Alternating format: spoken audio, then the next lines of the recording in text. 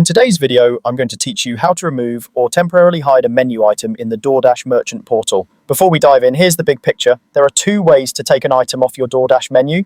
You can permanently delete it, which removes it from your menu for good, or you can temporarily hide it by 86ing it, which is great when you're out of stock or pausing an item for the day.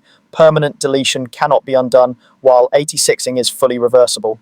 First, log into the Doordash merchant portal using your store's account. It's best to do this on a desktop or laptop so you have the full view and easy access to all options. Make sure you have the right permissions on the account to edit menus. Next, navigate to the menu section and open Menu Manager. This is where you manage everything customers see on your Doordash storefront: items, categories, and availability. Now find the specific item you want to remove. You can scroll through your categories or use search if it's available. Once you locate the item, click to select it so you can access its options.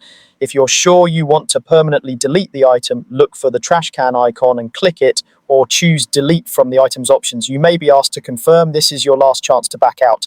Only use permanent deletion if the item is gone for good or you never plan to sell it again. Once it's deleted, you won't be able to restore it later.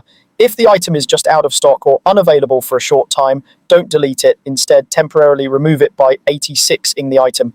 You can do this in the Menu Manager or from the merchant tablet if you use one in your store.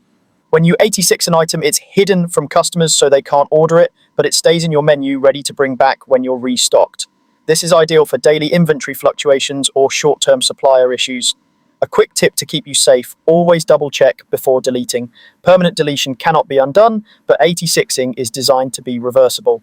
When the item is available again, simply un-86 it to make it visible to customers once more.